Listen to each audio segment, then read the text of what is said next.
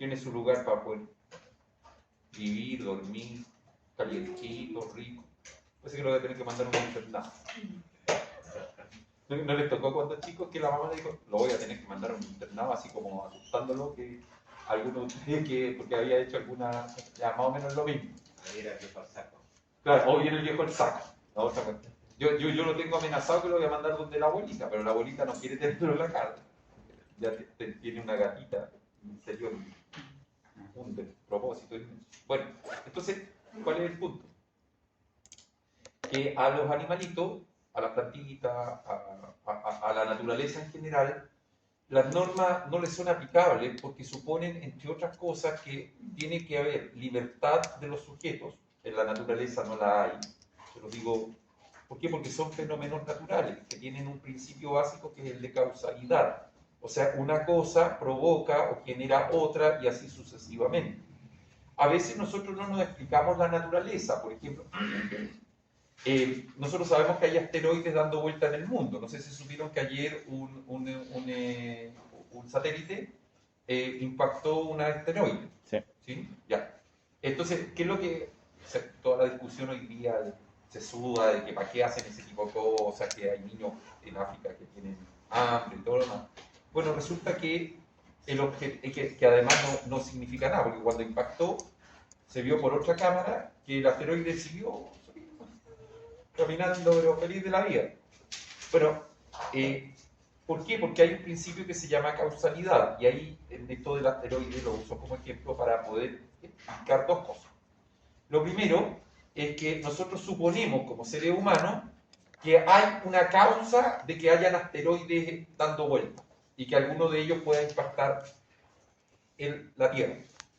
Y la segunda es que también suponemos que pillándolo rápidamente a lo lejos y golpeándolo con un satélite, ¿me entienden? Golpeándolo con un satélite, podemos evitar la trayectoria porque las distancias, aunque sea una cosita pequeña, porque claro, es un tremendo asteroide versus un satélite chiquitito, permite que se vaya moviendo de a poco. Entonces, la curva o la línea recta que señala sale disparada y nos pasa, no sé, por el lado, llamémosle de alguna manera, a la Tierra.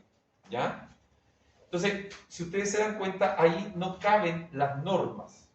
¿Por qué? Porque si uno pudiera, hablaría con el satélite, o sea, con el asteroide, imagínense lo que estoy diciendo. Suena rarísimo, pero la verdad, le diría, oye, no nos impacte porque va a matar a miles de personas. ¿Me entienden? O sea, ¿cómo nos va a impactar? Creo que todos estamos de acuerdo, damas y caballeros aquí, que hacer una cosa como esa, cualquiera de nosotros nos mandarían a la casa de Horacio, o sea, al manicomio. ¿Me entienden? Yo muchas veces hablo solo, pero ese es un cuento, otro cuento totalmente diferente, ¿me entienden? Es todo que ponerse a hablar con un asteroide. ¿Se imaginan todos nosotros yendo en un transporte hasta allá para hablar con un asteroide y decirle, oye, corre? No existe. Entonces, eso también es posible de trasladarse a los seres inanimados, ¿ya? A los seres inanimados. Por ejemplo, las plantas hoy día se sabe que tienen una vida, todos lo sabemos, pero técnicamente para el derecho son seres inanimados. En el caso de los animales, son seres animados, pero que tienen también un fuerte componente de lo que nosotros denominamos instinto. Es decir, no actúan conscientemente como lo hacemos nosotros. Por ejemplo, tú hablabas del viejo del saco, o tú mencionabas que conocías esto de la suerte de amenaza que se le hace por parte de la mamá al hijo o a la hija, te voy a mandar a un internado. Eso no tiene una relación de causalidad, nosotros lo sabemos. Es un acto que entra dentro de nuestro conocimiento, ¿ya? Pero, y ahí es donde está el punto, motiva nuestra conducta, porque también podríamos olvidarnos de esa conducta. Entonces, la mamá me dijo eso, y yo sigo, no sé, quiebro otro día, por decir algo, ¿me entienden? Yo sé que no ocurre, pero podríamos hacerlo. Ya podríamos pararnos en este momento, tomar la silla todos nosotros y quebrar todos los vidrios. Aquí mismo, ahora mismo ya. Ahora, cada uno de nosotros sabemos también que si hacemos eso, lo más probable es que a lo menos vamos a tener que pagar los vidrios quebrada. ¿Me captan? Y que además eventualmente vamos a tener que enfrentar la consecuencia derivada de ese acto en relación a la universidad. Si es que no al sistema procesal civil y eventualmente al sistema procesal penal. ¿Se capta o no? Entonces, ¿esto entra dentro de nuestra mente? Sí. ¿Hay una relación de causalidad? No. Hay una relación de imputación. Precisamente cuando la mamá dice o habla del viejo del saco o de esto de mandarlo a uno a un internado, uno se imagina un internado o uno se imagina el viejo del saco. Yo era tal el nivel cuando chico que una vez vi a un viejo, a un señor mayor, pobre, muy pobre, estoy hablando de la década del 70 en Chile, que andaba con un saquito, caminaba por la calle buscando comida. Y yo me acuerdo haberle dado, pero me asusté una enormidad, porque yo pensé que eso era como, no sé si me entienden, como un susto que le daba la mamá a uno, pero que existía en otro mundo. ¿Me entienden? Mi mamá tampoco era de darnos sustos de ese tipo, pero como que existía en otro mundo, o sea, que era una suerte de invención. No, no era nada una invención.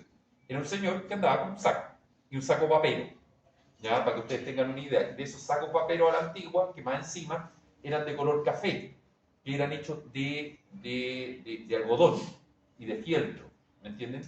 Y que muchas veces ellos mismos los construían para poder tener algo donde ir llevando aquello que recogían de las casas que les daban de comer para poder llevárselo a su lugar donde estuviera viviendo.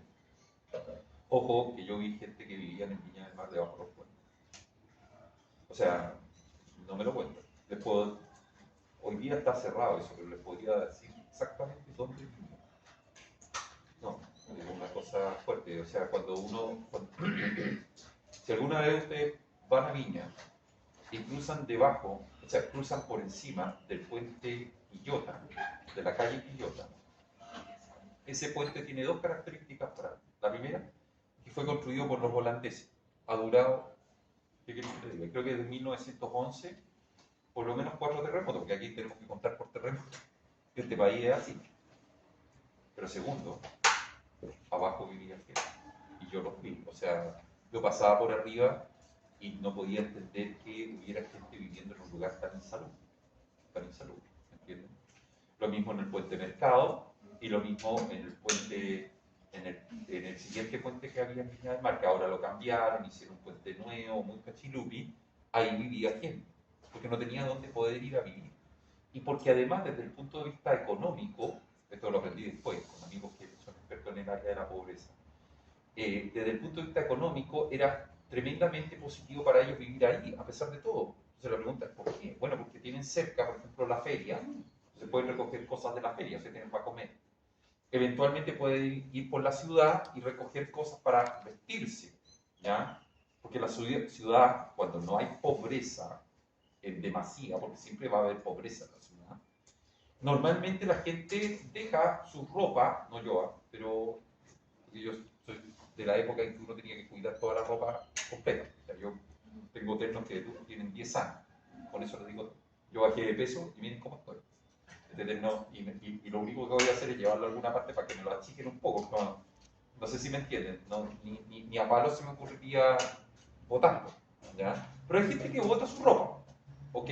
Entonces ellos van y recogen esa ropa y ven si les sirve o no les sirve, para qué la pueden utilizar y la van utilizando. Entonces, este sistema que yo les comentaba, normativo, tiene o está íntimamente ligado a los seres humanos, ¿ya? No a los animales, porque los animales y las plantas se rigen principalmente por el principio de causalidad. No quiero decir con eso que una plantita o un animalito no pueda pensar. No estoy diciendo eso. Como comentaba con un alumno, que es alumno de la Chile, que está estudiando su examen de grado conmigo, él en su gato de repente descubre cosas que lo llevan a definir. Él estudió física en la Chile y luego estudió un magíster en el Massachusetts Institute of Technology, ¿entiendes? Entonces no es una persona así que uno pudiera decir que le inventa cosas, ¿ya? Él ha hecho análisis de su gatito, un gatito muy parecido al mío, que lo llevan a pensar que el gatito piensa. Claro, no al nivel de ustedes, o al nivel mío, o al nivel de nosotros, pero piensa. ¿Me entiendes? O sea, tiene ciertas estructuras mentales que lo llevan a ejecutar actos que están muy ligados a el desarrollo del razonamiento, ¿ya? Pero no siempre es así. Un animalito además tiene un problema básico que es el lenguaje. Y nosotros tenemos un problema básico con el lenguaje de los animalitos. Y nosotros no hablamos gato, sino que hablamos castellano, y ellos no hablan castellano, sino que hablan gato, por ponerlo así. Miau, miau para allá, miau, miau para acá, miau, miau para arriba, miau, miau para abajo. ¿Ya? Entonces, esa es la primera aproximación que quiero recalcar. Y la segunda es las normas son estudiadas porque ¿qué es lo que dirigen dentro de los seres humanos? El actuar del ser humano. ¿Ya? Sobre la base de la libertad, usted puede seguir la norma o no seguir la norma, como usted quiera. O sea, aquí es blanco o negro, o sea, eventualmente seguirla pero a mitad. ¿Ya? Como cuando uno dice que estoy al límite. ¿No han escuchado esa? Cuando uno dice que estoy al límite. No sé, estoy vendiendo. O sea, el típico caso es que hay gente que construye tiene un departamento y le construye un balconcito. Pero el balconcito queda justo debajo del techito que tiene el edificio. Por tanto, no sobrepasa el edificio. Pero tiene un pequeño ladito para abrir la ventana y sentarse ahí y tomar solcito. Bueno, eso es estar al límite. ¿Por qué? Porque técnicamente para poder ejecutar la construcción completa tendría que pedir los permisos correspondientes. Hoy día uno no puede llegar y construir sin mantener la línea del edificio y segundo tiene que pedir permiso a la municipalidad. O sea, para que quede jurídicamente correcta la construcción, porque si no lo que ocurre, no sé si ustedes lo saben, una vez, si no se los cuento, una vez que, por ejemplo, supongamos, alguno de ustedes compra el departamento y quiere venderlo, le cambió la estructura del departamento.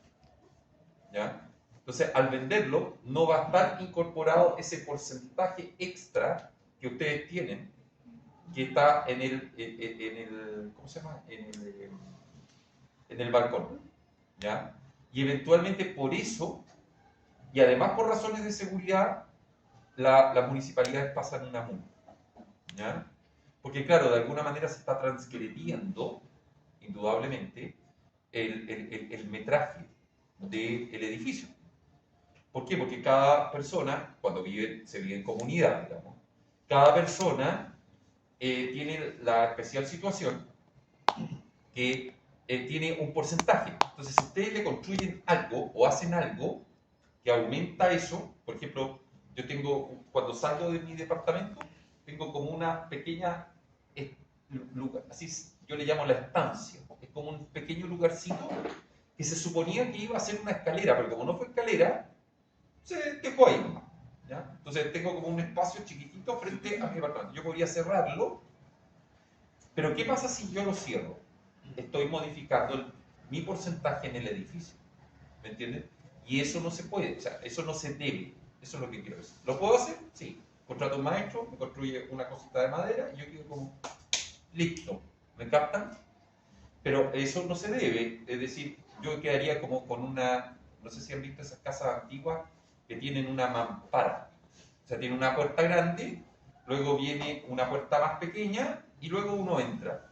Entonces, ese espacio, la puerta misma se llamaba mampara, ¿ya? Y hay un espacio anterior que es como un sector de entrada. Bueno, yo tendría mampara, tendría todo cocoroco, multimillonario, engreído así, tengo mampara. ¿Me entienden? ¿Ya? Bueno, eso no se debe. Y eso dice relación con mi actuar. Porque todos los días yo tengo que escoger, aunque no lo haga conscientemente, no construir. ¿Podría llegar a construir? Claro que puedo llegar a construir.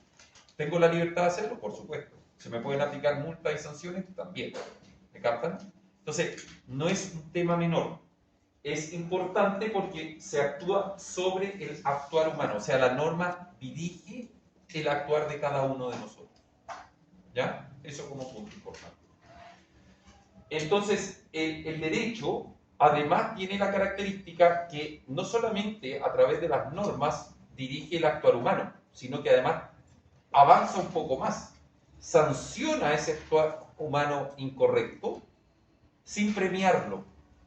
Porque en la moralidad, ¿ya? En la moralidad o las reglas sociales, eventualmente uno puede tener un premio. No estoy hablando de que le vayan a dar, no sé, una cajita de dulce o algo como eso, no.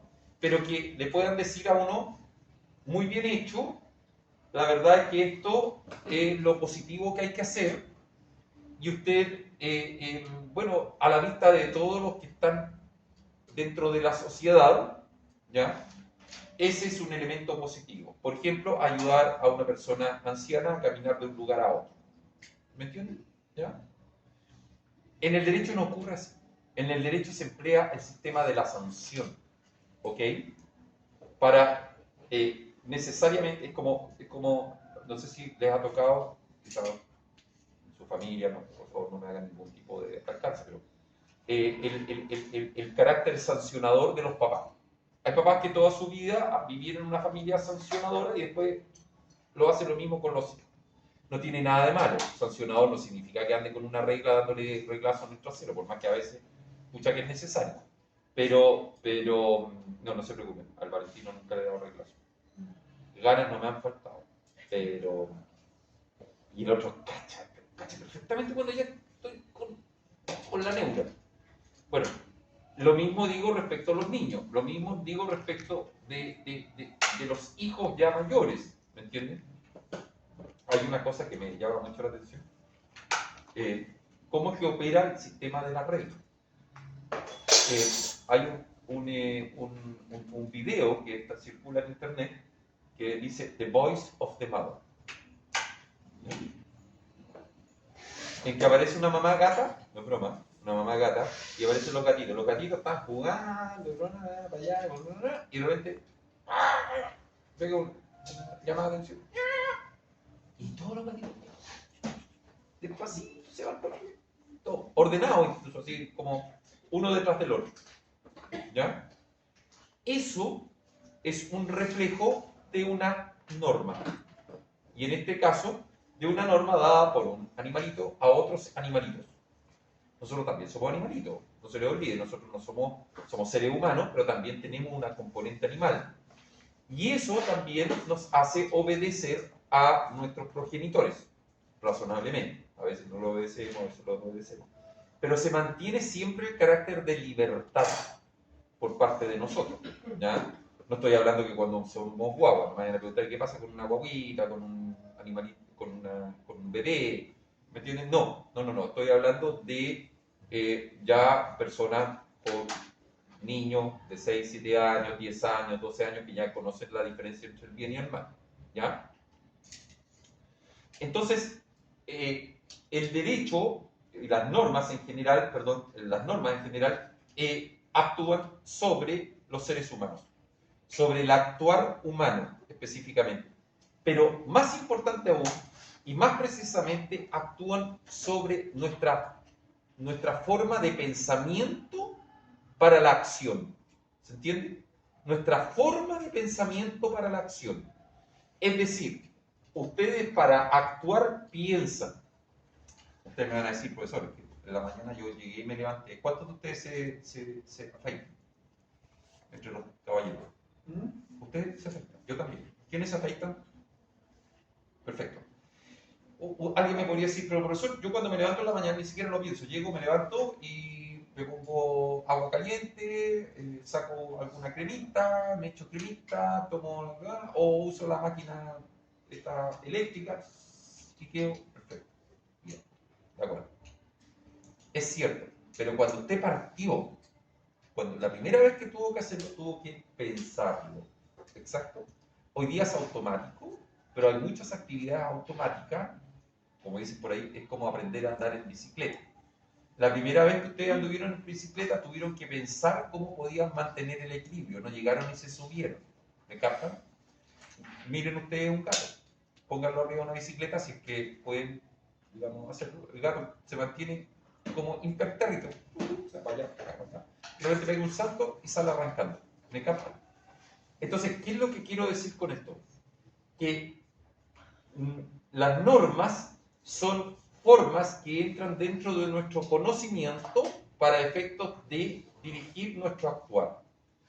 ¿Ya? Es cierto que hay todo un movimiento, particularmente las políticas públicas, pero no solo de las políticas públicas, también de la economía, que tiene la tendencia a establecer algún tipo de beneficio por seguir las normas. Por ejemplo, piensen ustedes en el tema de la vivienda. Si usted paga todos, o sea, si usted junta dinero en una cuenta de ahorro del Banco del Estado, tiene derecho a postular, te lo digo porque yo lo hice, a postular a una vivienda. Entonces puede tener una vivienda si usted no tiene vivienda. Tiene que cumplir una serie de requisitos, pero uno de los primeros requisitos es tener una cantidad de dinero en el Banco del Estado, X, ¿ya? O poner esa cantidad de dinero en el Banco del Estado. Eso incentiva que la persona cumpla, porque tiene, al cumplir con la cantidad de dinero y con el hecho que esté en una cuenta corriente dedicada a la vivienda en el Banco del Estado, pueda postular a una vivienda. ¿Entienden? Pueda postular a una vivienda. Entonces, ¿qué ocurre? Que forma un incentivo, ¿ya? Es cierto que hay áreas en las cuales se emplean los incentivos, pero la regla general en el ámbito jurídico es que nosotros no empleamos incentivos, sino que, lamentablemente hay que decirlo, los seres humanos somos medio porfiados en esto de la libertad. Ejecutamos actos que son contrarios a esas normas y por tanto eventualmente podemos ser objeto de una sanción. Y vuelvo a reiterar algo que acabo de decir. Eventualmente. Y por eso que los llamo a tener presente esto cuando conversen con sus amigos, con gente que es típico que... ¿Qué es lo que está estudiando? Derecho. Ah, está estudiando Derecho. Sí, pero dejan libre a todos, no atrapan a nadie. ¿Me entienden? Esas frases clásicas que uno escucha de crítica hacia el derecho. Bueno, uno tiene que contestar, es que no siempre se puede atrapar a todas las personas que cometen delito. Porque si no, eventualmente tendríamos que tener un universo de drones, por ejemplo, que estuvieran analizando cada una de nuestras actividades. ¿Me entienden? Desde el momento en que uno sale fuera de la casa. Y hoy día, ojo, que incluso tendríamos que tener, no sé, programas computacionales, no sé qué, para revisar incluso lo que nosotros hacemos en los computadores. Porque hay gente que comete delitos, es decir, actos ilícitos, incluyendo en los computadores. ¿Ya? Como por ejemplo, les doy un ejemplo que es clásico, yo siempre lo ocupo como ejemplo, el delito de pornografía infantil. De pornografía infantil. ¿Ya?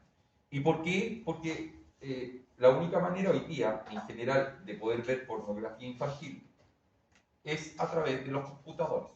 ¿Ya?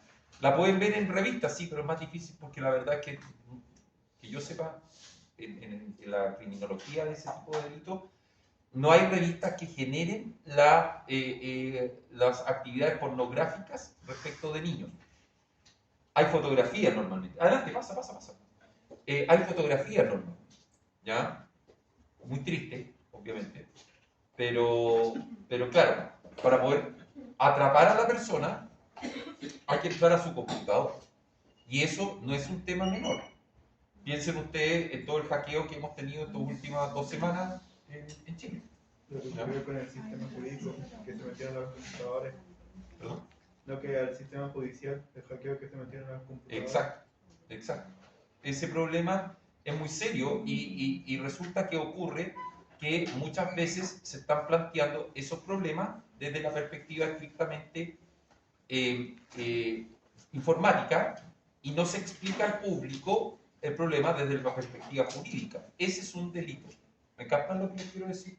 Y hay que sancionar a quienes cometieron el delito. El problema es pillarlo. Entonces, ¿cuál es la crítica? ¿Estás estudiando derecho? Ay, que si no atrapan a nadie. ¿No entienden o no? Es como, y uno queda mirando y al final, miren, tómense el tiempo de explicarlo, ¿no? Pero cuesta a veces porque la gente tiene la tendencia también de llegar y contestarle cualquier otra pachotada. ¿Ah? Cualquier otra pachotada. Y uno se queda bastante molesto con las pachotadas, porque uno dice, oye, a ver, te estoy explicando que no todo se les puede atrapar y a no todo se les puede condenar. Hay todo un sistema y la razón del sistema está en que antes ocurría que a una persona por mirar feo lo condenaban.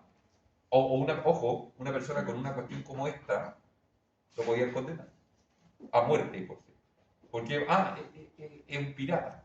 ¿Me captan lo que les quiero decir? Lo que hoy día es una suerte de, no sé si hablar de chiste, pero de broma. Cuando algún niño a mí me ve así, me dice, ¿y por qué usa eso? Es que soy un pirata. Se queda, pero fascinado, ¿me entiendes? Pero, pero esto no era broma hace 100 años atrás o 100 años atrás. A uno lo podían tranquilamente colgar de un mástil por el solo hecho de la utilización de algo como esto. ¿Me captan? ¿Ya? Entonces vuelvo a lo que estábamos hablando. Las normas actúan sobre el actuar humano, pero desde el punto de vista cognoscitivo. No es que, a diferencia de estas señales que uno tiene en la calle, actúen desde el punto de vista mecánico. ¿Ya?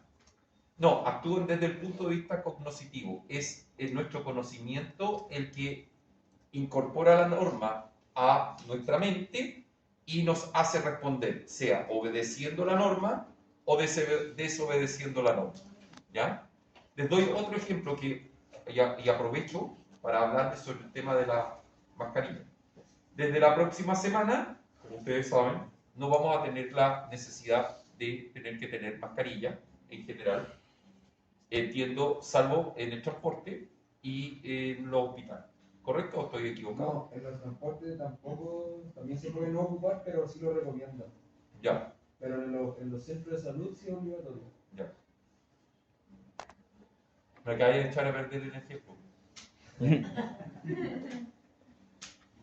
Pero igual Hay que aplicarlo en los transportes, para que me resulte el ejemplo.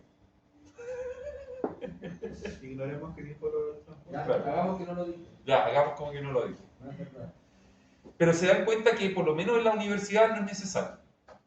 ¿Ya? En la universidad no es necesario. Aquí podemos ir tranquilamente, cada uno de ustedes y el que habla puede sacarse la mascarilla y seguir la vida tan tranquila como siempre.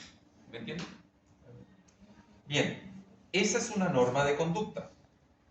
Ojo, que también es una norma jurídica, porque se viene a derogar la obligatoriedad del uso de la mascarilla. ¿Se entiende? Hasta el último día de este mes, que creo que es pasado mañana, ¿no estoy equivocado? Sí, pasado mañana. Pasado mañana.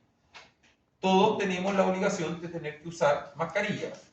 El domingo en la noche, o sea, el viernes en la noche, a las 12 de la noche, el sábado en la mañana ustedes se levantan y no tienen la obligación de usar mascarilla. ¿Ya? La palabra obligación es relevante, porque hasta este momento yo puedo exigirles el uso y desde ese momento no exigirles. Suena un poco raro, porque técnicamente, y ahí es donde viene la parte nociológica, un poco lo que decía su compañero allá atrás, se recomienda. ¿Y por qué? Porque lógicamente, ¿quién diría aquí que se acabó el COVID y se acabó la pandemia? ¿Habría alguna razón lógica para decir algo así? No. Nadie. ¿Me entienden lo que les quiero decir? Entonces, técnicamente desde el punto de vista científico y desde el punto de vista incluso jurídico, esa orden solamente tiene relación con el actuar de las personas para levantarle esta imposición que se nos hizo, que tenía un sentido obviamente relacionado con el tema de la salud. Había gente que reclamaba porque nos habían impuesto ponernos la famosa ¿cómo se llama esta? La mascarilla, pero como una suerte de dictadura. O sea, si es por eso, entonces también para qué andamos con ropa. ¿Me entienden lo que quiero decir? Porque eso también es una dictadura. ¿Para qué andamos con ropa? ¿No? ¿Y para qué vamos a la escuela? ¿Me captan? Seamos libres no sé, pues, libres como el viento, caminemos sin ropa, sin. ¿Captan? ¿Ya? Entonces, se estableció por un sentido relacionado con la salud. Disculpen, ¿tienen alguna pregunta? ¿Saben que hace rato les pido un favor? Si tienen que conversar, les pediría que lo hicieran antes. Gracias. Es que, ¿saben qué? De verdad que es como complejo cuando tengo personas que están hablando. No, que, por favor, no les pido completa sumisión si ustedes quieren revisar su teléfono celular y chatear o lo que ustedes quieran. Yo no tengo ningún problema, pero les pido silencio para poder pasar la clase, si no me pierdo. Bueno, porque créanme, yo sí tengo un problema de conducta relacionado con mi RAM más bajo, soy más lenteja. Entonces pasa una mosca y me pierdo, y no encuentro. Entonces, bueno, vuelvo a lo que le estaba diciendo.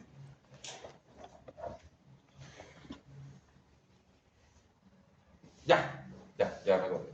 ¿Ven? ¿Se dan cuenta, no? Yo sabía que me iba a pasar. Es muy simpático.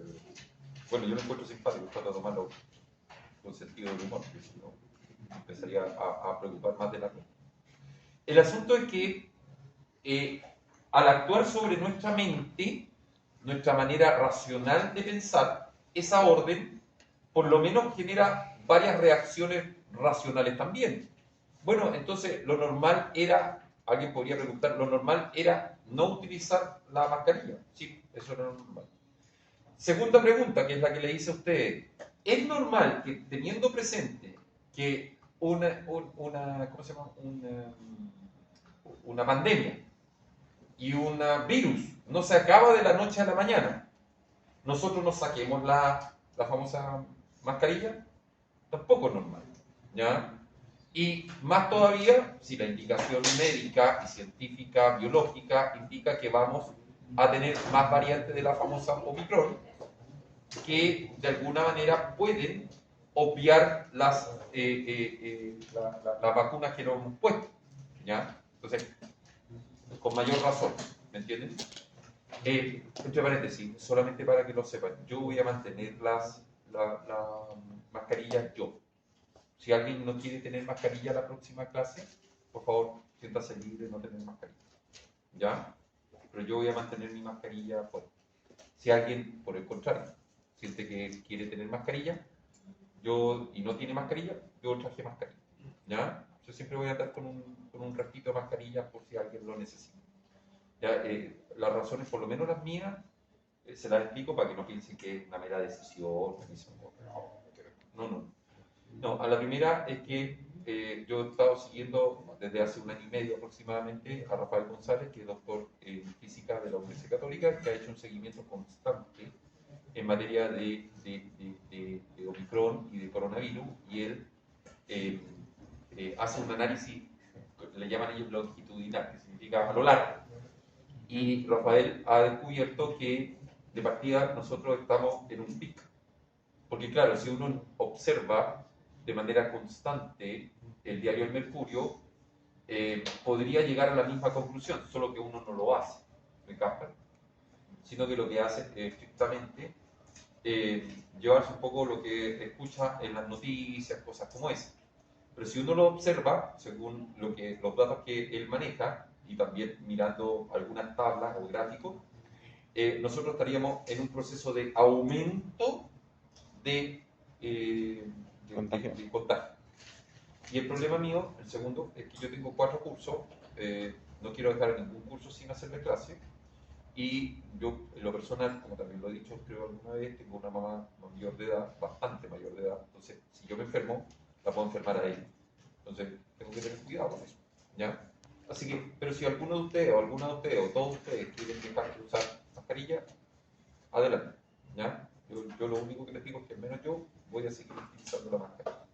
Y si alguien, por el contrario, quiere mantener la mascarilla y no tiene mascarilla, yo le compro, ¿ya? Así que eso quería decir, ¿ya?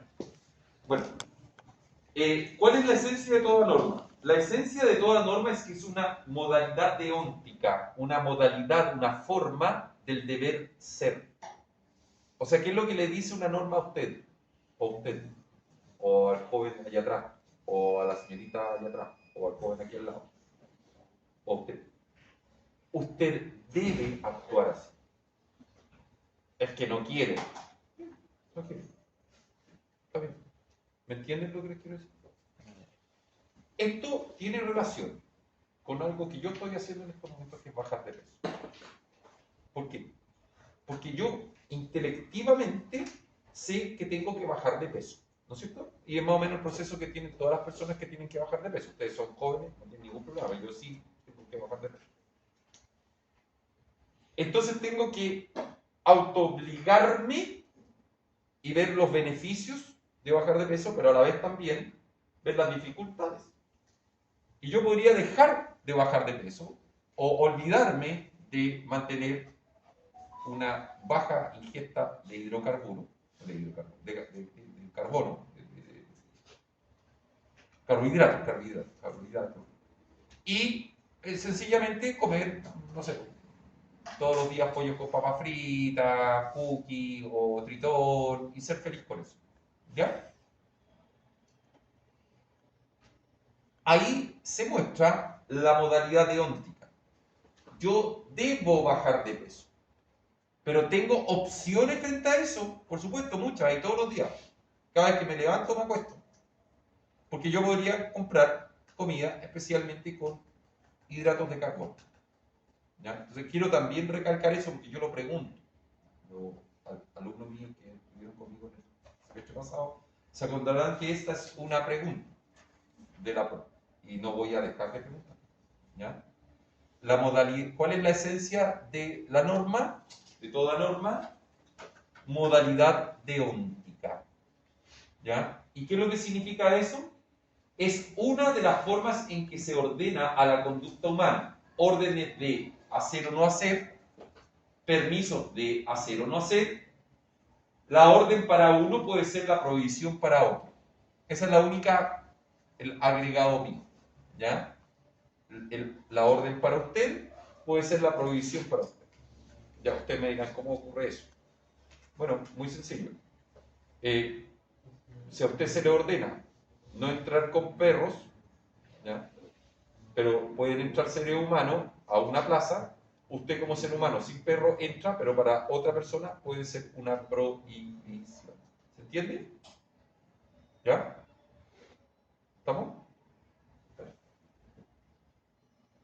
Las normas solo regulan a los seres humanos respecto a los animales, se ordena a los seres humanos en relación a los animales. ¿Y por qué? Primero por una cuestión nociológica, pero en segundo lugar porque también nosotros nos debemos respeto a otros seres vivos, no solamente a nosotros mismos. Y esto se lo digo como persona que cuida de los animales.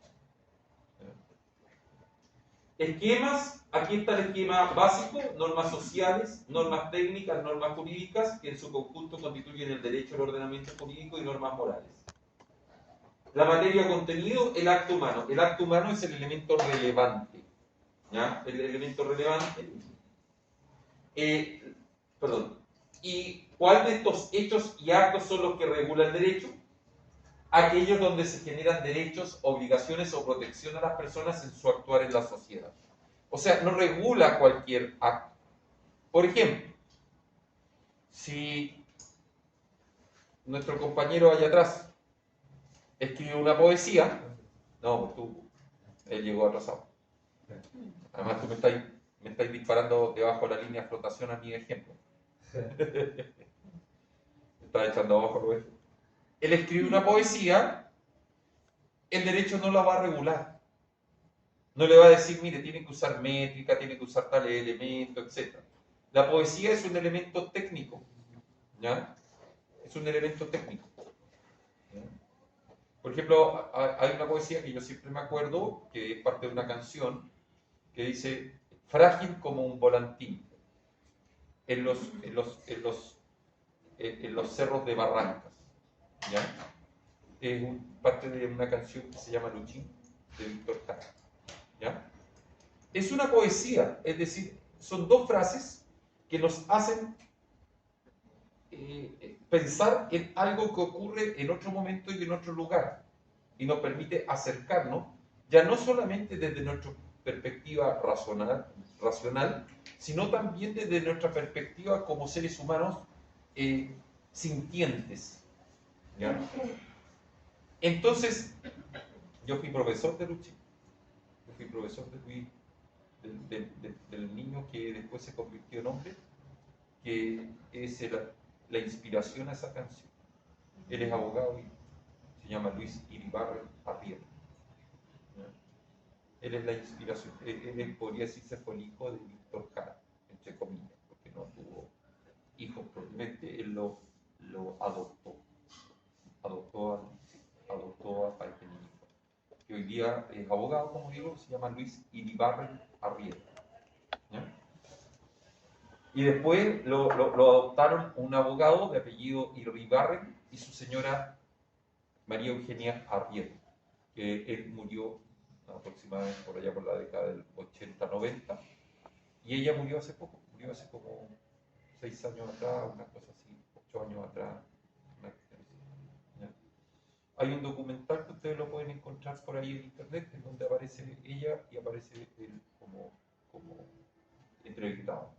Entonces parece que lo leí que en una parte decía algo de que como no llevaba zapatos tenía los pies llenos de lodo. Claro, claro. Y yo pregunté una vez a Luis que era cierto, eso sí. Lo que pasa es que él pertenecía a una familia de cerca de 8 hermanos. Y ocurrió que se produjo una salida del río en la zona donde vivían su mamá, su papá y su hermano. Y resulta que él estaba en la casa, se salió el río y llegaron una cantidad importante de estudiantes de la Chile a ayudar. Y en eso, entre ellos iba el profesor de la Universidad de Chile, Víctor Jara. Y encontró a este niño, lo recogió, lo cuidó porque estaba con un problema a los pulmones. Problema a los pulmones serios porque tenía un problema de que le había entrado agua, por alguna manera, digamos, y se había algo que es muy común y era muy común en los niños en ese tiempo, no es que hoy día no lo haya, pero era más común en ese tiempo, les venía lo que se llamaba pulmonía, ¿ya? Y finalmente fallecía, producto de la pulmonía. Y él se lo llevó a su casa, lo cuidó, y con ayuda entiendo, de su señora, y luego también con ayuda de algunas amigas, y lograron, digamos, recuperarlo, y el niño se quedó con él, cosa que no era fuera de lo común, ¿eh? No era fuera de lo común en Chile, se quedó con él un tiempo y con la familia de él en realidad. Y fue creciendo y él fue la inspiración de esta canción.